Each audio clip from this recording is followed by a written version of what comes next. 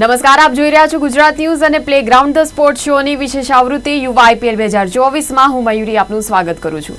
દર્શક મિત્રો, ગઈકાલની match Gujarat Titans અને દિલ્હી કેપિટલ્સ વચ્ચે રમાઈ હતી. એકદમ રોમાંચક અને હૃદયના ધબકારા વધારી દે તેવી આ મેચ, અને આ મેચમાં દિલ્હી ગુજરાતને 4 રનથી હરાવી દીધું. ફરી એકવાર ગુજરાતની ટીમને કારમી હારનો સામનો કરવો પડ્યો.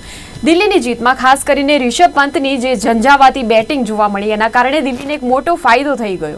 અને બીજી તરફ ગુજરાતની ટીમ માટે હવે ગિલની જે કેપ્ટનશીપ છે તે સતત મોંઘી પડી રહી છે તેવું કહી શકાય. તો વિગતવાર ચર્ચા કરીશું આ મેચમાં કે ક્યારે શું થયું, શું ટર્નિંગ પોઈન્ટ હતો અને શા માટે ગુજરાતની ટીમ બેકફૂટ પર આવી ગઈ, ગુજરાતની ટીમની આ હાલત કઈ રીતે થઈ. તમામ પ્રકારની ચર્ચા કરવા માટે મારી સાથે જોડાયા છે સ્પોર્ટ્સ એક્સપર્ટ અશોક મિસ્ત્રી. અશોકભાઈ, સ્વાગત છે આપનું કાર્યક્રમમાં. બિલકુલ, તો આપણે ચર્ચા શરૂ કરતા પહેલા જોઈ લઈએ મેચ અંગેનો એક વિશેષ અહેવાલ. ગઈકાલે વધુ એક રોમાંચક અને દિલધડક મેચ જોવા મળી. કેપ્ટન શુભમન ગિલની નિષ્ફળતા છતાંય બાકીના બેટર્સે મળીને મેચને છેલ્લી ઓવરના છેલ્લા બોલ સુધી પહોંચાડી. અંતે મુકેશ કુમારની શાનદાર બોલિંગમાં આક્રમક રાશિદ ખાન છેલ્લા બોલે 5 રન ન લઈ શક્યો અને દિલ્હીનો 4 રને વિજય થયો હતો. એક મહત્વની મેચમાં ગુજરાતનો પરાજય થતા હવે તેમની પ્લે ઓફમાં જવાની રેસને બ્રેક લાગી છે અને બાકીની મેચો મોટા માર્જિનથી જીતવાનું દબાણ પણ આવી ગયું છે. ટાઇટન્સે ટોસ જીત્યો અને પ્રથમ ફિલ્ડિંગનો નિર્ણય કર્યો. દિલ્હીએ દિલથી બેટિંગ કરી. રિષભ પંતે આક્રમક ક્રિકેટની નવી પરિભાષા લખતા 43 બોલમાં 8 છગ્ગા અને 5 ચોગ્ગા સાથે 43 બોલમાં 88 રન અને અક્ષર પટેલના 66 રન અને સ્ટબ્સના 7 બોલમાં 2 છગ્ગા સાથે 26 રનની મદદથી 4 વિકેટે 224 રન ખડક્યા. ગુજરાતના બોલર મોહિત શર્માએ એક અણગમતો વિક્રમ બનાવ્યો. હંમેશા વિકેટ લઈને આકાશને પગે લાગતા આ બોલરે 4 ઓવર્સમાં અધધ 73 રન આપ્યા. આઈપીએલનો અત્યાર સુધીનો આ ખરાબ બોલિંગ પરફોર્મન્સનો વિક્રમ છે. 225ના ટાર્ગેટ સામે મેદાને ઉતરેલ ગુજરાતે ગિલની વિકેટ નોર્જોએ ઝડપી હતી, પણ ત્યારબાદ સાઈ સુદર્શને 39 બોલમાં 65, ડેવિડ મિલરે 23 બોલમાં 55 અને રાશિદ ખાને 11 બોલમાં 21 રન બનાવી યોદ્ધાની માફક ઝઝૂમ્યા. પણ તોય 4 રનથી છેટું પડી ગયું અને મુકેશ કુમારે 4 રન કરવા ન દીધા. આમ ગુજરાતની વધુ એક હારથી હવે તે 7મા ક્રમે ધકેલાઈ ગયું છે.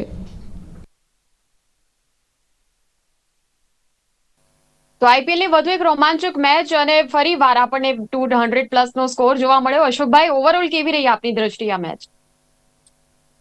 See, the matches are always been judged by its performance of the players.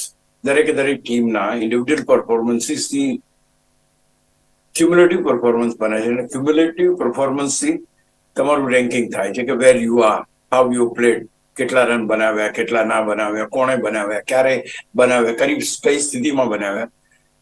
All sad and done બંને ટીમો જબરજસ્ત રમી કહેવાય, કારણ કે જે રીતે દિલ્હીની ટીમે બેટિંગ કરી છે દેટ વોઝ ફેન્ટાસ્ટિક. જે રીતે રિષભ પંતે બેટિંગ કરી છે દેટ વોઝ ગ્રેટ.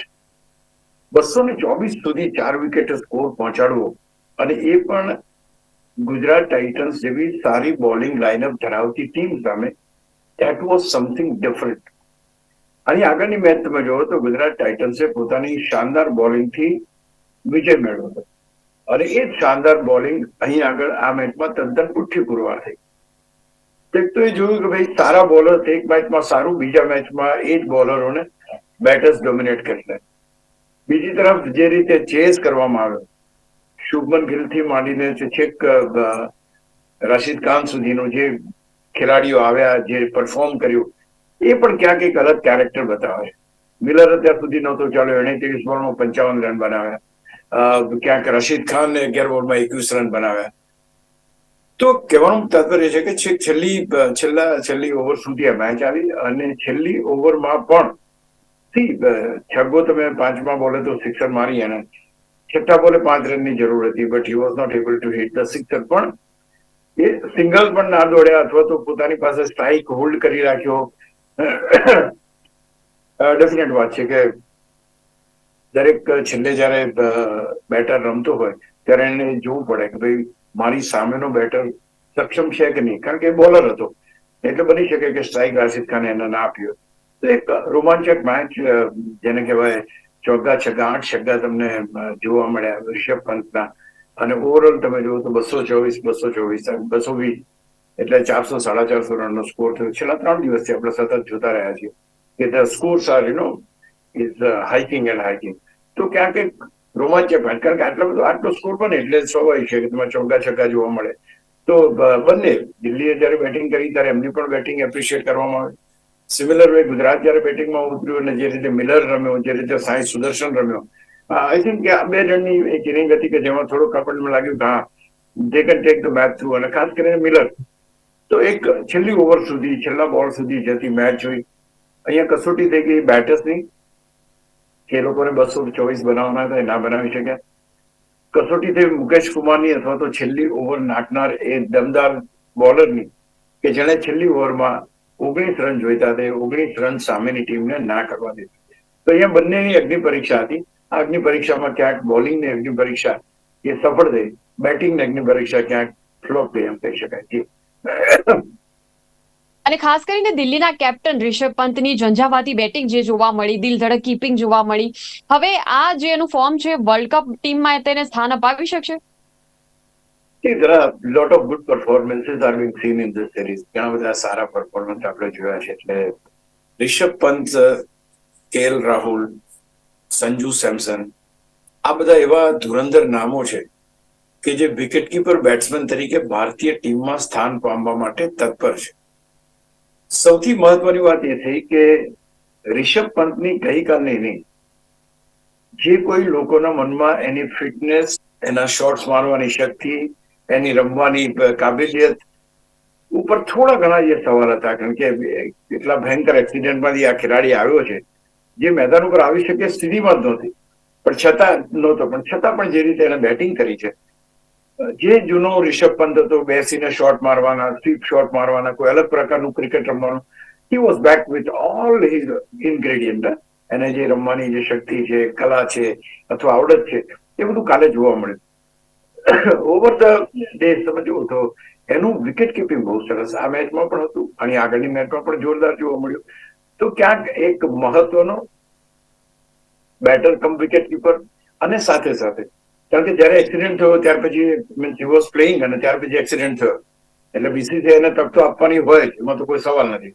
એટલે તક આપણને ચેક કરવું હતું whether is fully fit or not, એનું ફિઝિકલ ફિટનેસ કેવું છે, દોડી કેવી રીતે શકે છે, એના રિફ્લેક્સિસ કેવા છે, આ બધી વસ્તુનું ચેકિંગ કરવાનું હતું. તો એ આ આઈપીએલમાં થઈ ગયા 14 મેચોમાં. So that was the intention and which I believe that he has passed. ગઈકાલની જે ઇનિંગ હતી દેટ ઇઝ ઓવર એવરીથિંગ. કાલની મેચ ઝંઝાવાતી પણ હતી, છગ્ગા પણ એટલા વાગ્યા, ચોગ્ગા પણ એટલા વાગ્યા, ટાઈમિંગ બહુ સારા આવ્યા, શોટ સારા વાગ્યા. તો ક્યાંક જૂનો રિષભ પંત જે ભારતને જોઈતો હતો, જે ઝંઝાવતી રિષભ પંત હતો, ફાસ્ટ રમી શકે એવો રિષભ પંત હતો, કોઈના પણ દબાણમાં ના આવે એવો રિષભ પંત તમને ગઈકાલે મળી ગયો. એટલે એક વાત તો ચોક્કસ છે કે જે અત્યાર સુધી કેએલ રાહુલ કે સંજુ સેમસન કે આ ખેલાડીઓ ઉપર જે બીસીસીઆઈ નજર રાખીને બેઠું હતું અને રિષભ પંતની બેટિંગને ટેસ્ટ કરવાની હતી કે તે કેટલી સારી બેટિંગ અને વિકેટ કીપિંગ કરી શકે છે.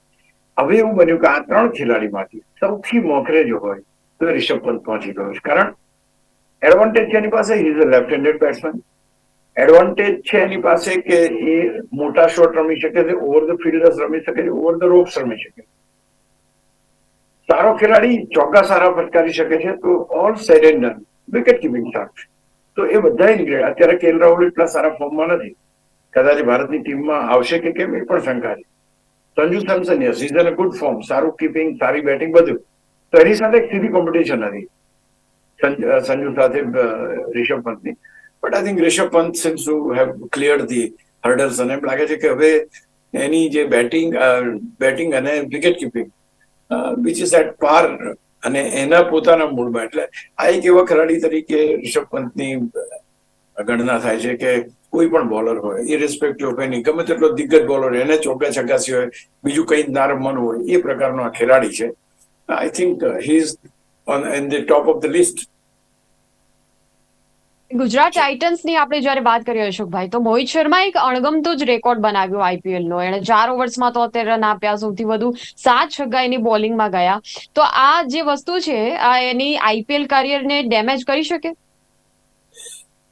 બહુ તમે સાચી વાત કરી, કારણ કે છેલ્લા 3 વર્ષથી ગુજરાત ટાઇટન્સ રમી રહી છે અને Mohit has been the premier bowler. સારામાં સારી બોલિંગ, સારામાં સારી વિકેટો લેવાની. વિકેટ લે એટલે આસમાનમાં ભગવાનને પગે લાગવાનું, એની બેઝિક સ્ટાઇલ બની ગઈ હતી. અને he was consistently performing very well. Suddenly તમારા એક પ્રીમિયર બોલરને માર પડવાનું શરૂ થઈ જાય, અને એ પણ આટલો બધો માર પડે કે આઈપીએલમાં ઇતિહાસ બની જાય, તો ડેફિનેટલી એની જે એના આત્મવિશ્વાસ ઉપર થોડી ઘણી આની અસર ચોક્કસ દેખાશે. બીજું, ઓવર ધ યર જે પ્લેયર્સ એની સામે આઉટ થયા છે અથવા તો એની સામે રમી નથી શક્યા અથવા તો સારી બોલિંગના શિકાર બન્યા છે, they are getting that confidence કે મોહિત શર્મા તો રમી શકાયું છે, અને આટલા બધા રન માર્યા. તો આ એક અણગમતો રેકોર્ડ છે. અણગમતો રેકોર્ડ એટલા માટે કે અત્યારે વિશ્વમાં આઈપીએલ ની વાત આવે તો આઈપીએલમાં સૌથી વધારે રન કોણે આપે તેમાં એનું નામ લખાઈ ગયું છે, કારણ કે he was the most impressive, consistent and wicket taking bowler from Gujarat Titans.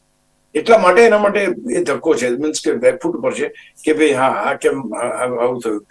અને નોટ ધેટ કે એને સારી બોલિંગ નથી કરી, he pitched in the right area, but the batting was so furious કે બેટ્સમેન જે હતા, ખાસ કરીને રિષભ પંત, એને કોઈ એવી પરવા નહોતી કે તું દુનિયાનો ગમે તેટલો સારો બેટર હોય, મારે તો છગ્ગા તને મારવાના છે. તો એ રીતે જોવા જાઓ તો મેક્સિમમ રન્સ એને આપ્યા, વિકેટ્સ એને મળી નહીં, એટલે કે બહુ જ એને એ કરવી પડી. અને ક્યાંક મોરલ ઓફ ધ સ્ટોરી એવી થઈ કે ભાઈ તમારો પ્રીમિયમ બોલર જ તમારી હારનું કારણ બની ગયો. કંઈક તો કેચેસ પણ ડ્રોપ થયા, there are plenty of things happen as far as Gujarat is concerned. તો ક્યાંક એનો જે રેકોર્ડ છે, એક તો પહેલી વસ્તુ વર્ષો સુધી લેવામાં આવશે, નામ લેવામાં આવશે, કોમેન્ટ્રીમાં એનો ઉલ્લેખ થશે, બોલતા હશે ત્યારે કહેશે કે this main has made record of this. Psychological impact જે બેટર્સ પર હોય એ સાયકોલોજીકલ ઇમ્પેક્ટ બેટર્સ ઉપર ઘટી જાય, અને આ જે ખેલાડીનો દબદબો જે હતો અત્યાર સુધી એ દબદબો ક્યાંક ને ક્યાંક ઓછો થઈ જાય. તો ધીસ હેપન.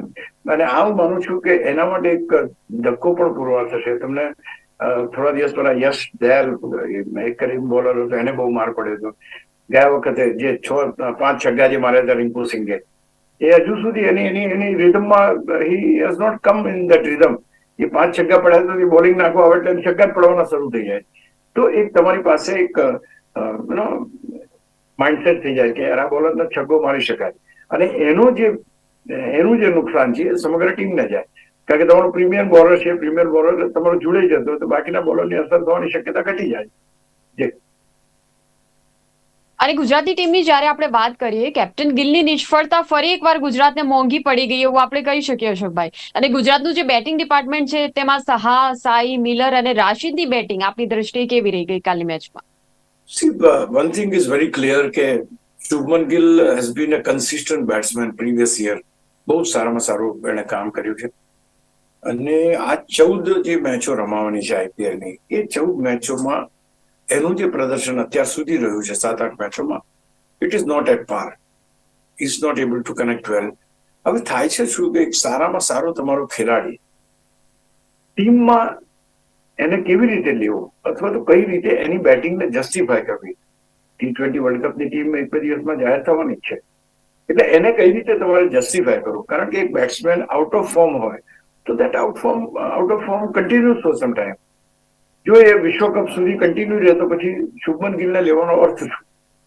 તો અહીંયા આગળ એની પોતાની જે ક્ષમતા છે રમવાની, સેન્ચુરી બનાવવાની, બધું એ ક્યાંક ઓછી થઈ ગઈ. બીજું કે impact on the bowler has been demolish. એમ થઈ ગયું કે શુભમન ગિલથી વિકેટ તો તરત લઈ લેવાય, વાંધો નથી આવતો. So you become predictable batsman.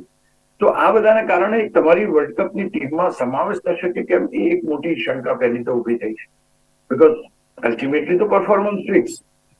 અને બીજું કે ટોપ ઓર્ડરમાં અત્યારે એટલી બધી ગીચમગીચ ચાલી રહી છે, means there are plenty of players એકબીજાને પુશ કરી રહ્યા છે કે ભાઈ ઓપનિંગ તો આપણી પાસે 5 ઓપનિંગ બેટર્સ છે. હવે 5 ઓપનિંગ બેટર્સમાં કે 1 ડાઉન તો આપણી પાસે 5 1 ડાઉન બેટર્સ છે. All are doing well, they are scoring well, they are playing well. તો આપણી પાસે મિડલ ઓર્ડરમાં આટલા છે, આપણી પાસે ઓલરાઉન્ડર જોવો તો 50 છે. તો ક્યાંક ને ક્યાંક when you have a variety of selection available, it's always going to be a desert sword on these players. આ બધા પ્લેયરો ઉપર એક લટકતી તલવાર છે કે ભાઈ પરફોર્મન્સ થતું નથી, 7 મેચોમાં 70 રન બી નથી થયા. plenty of things are there which is not in favor of Shubman Gill. તો એ ક્યાંક આ સારામાં સારા બેટ્સમેનની કેરિયર તો ખલાસ નહીં કરે, વર્લ્ડ કપમાં ટીમમાં ના લેવાય તો ઇટ્સ ધેર કે ભાઈ એની પાસે ઘણી બધી અપેક્ષા હતી which has not ફૂલફિલ્ડ.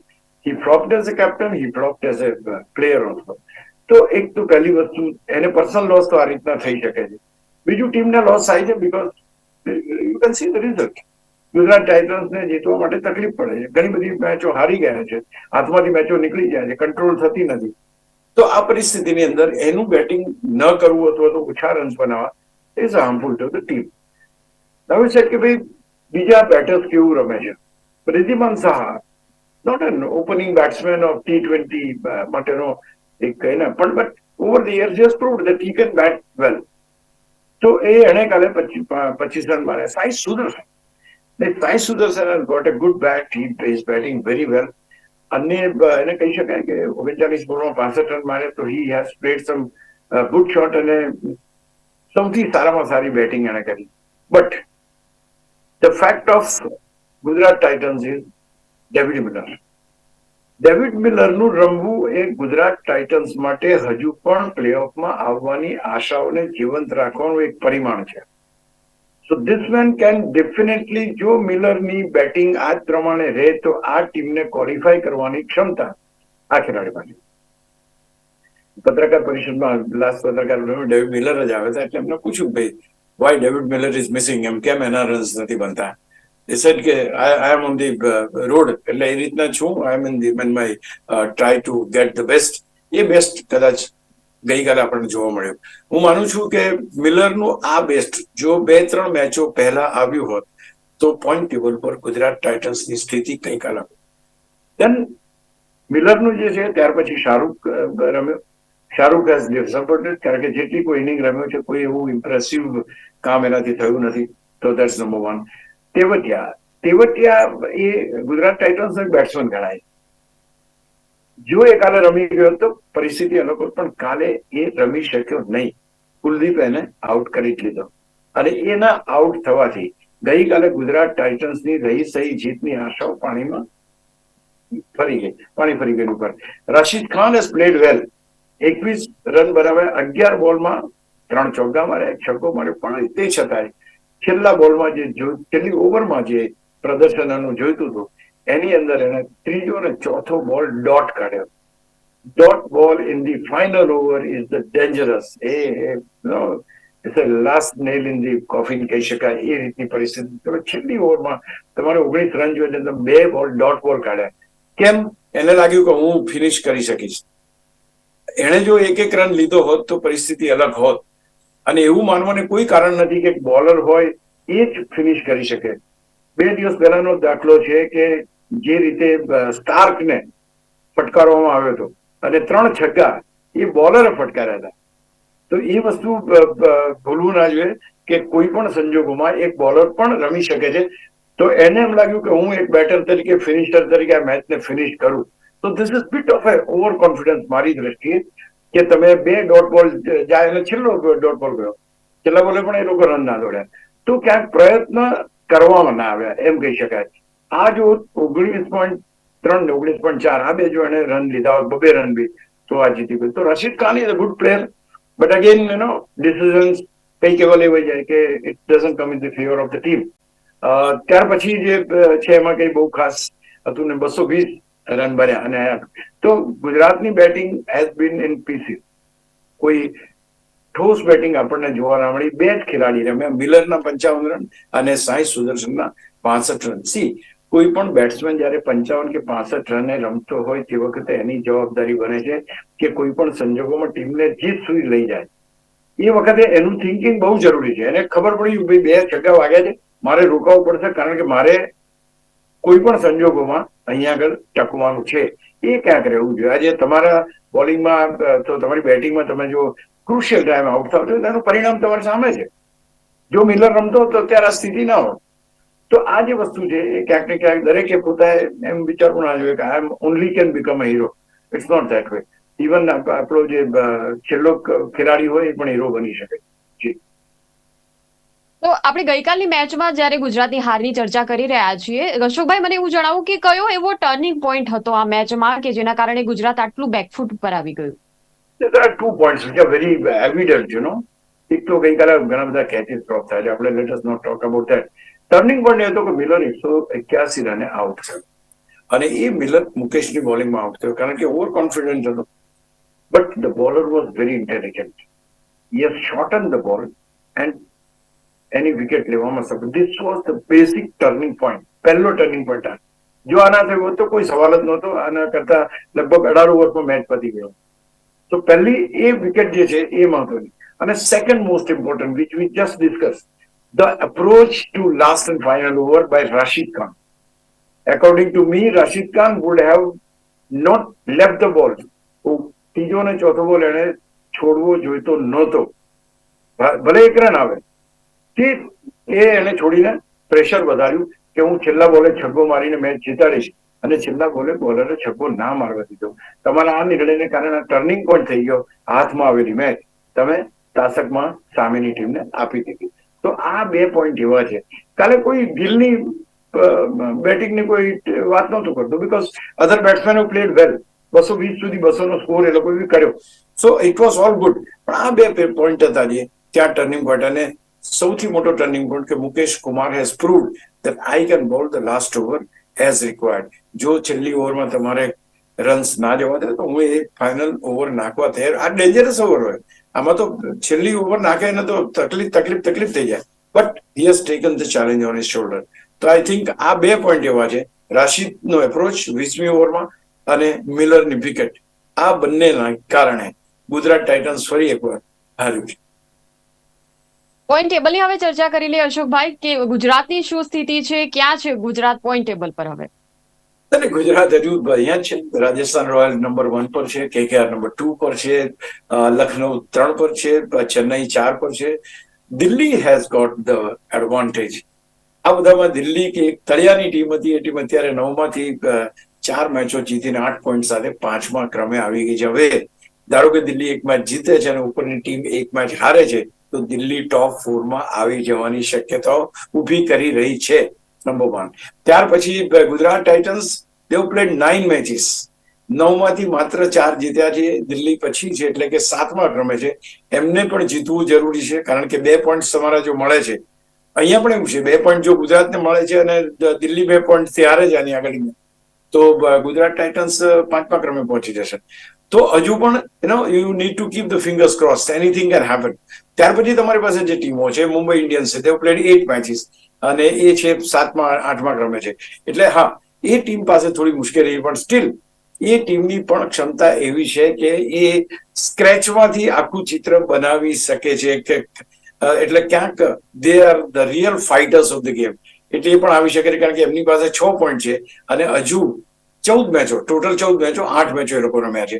So chances are there. પહેલી 4 ટીમો છે, 5 ટીમો they are right on the top CSK સુધીની.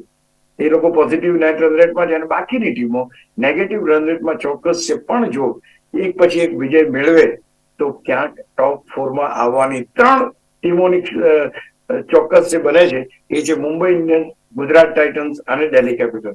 Let's see what happens. ધન્યવાદ અશોકભાઈ અમારી સાથે જોડાવા બદલ અને ચર્ચા કરવા બદલ. તો દર્શક મિત્રો, ગુજરાત અને દિલ્હી વચ્ચેની જે મેચ રમાઈ હતી તેના પર આજે ચર્ચા કરી આપણે. ગુજરાતની ટીમને ભારે નિરાશા મળી. દિલ્હી સતત આગળ વધી રહ્યું છે. પોઈન્ટ ટેબલ પર હવે જે સ્થિતિ છે તેના પર પણ ચર્ચા કરી લીધી. આગામી સમયમાં IPLની તમામ ટીમો કેવું પ્રદર્શન કરે છે તે હવે જોવું રહ્યું. અમારી તો સતત નજર રહેશે. અમે તમને પણ અપડેટ આપતા રહીશું. આપ જોડાયેલા રહો ગુજરાત ન્યૂઝ સત્યની સાથે. નમસ્કાર.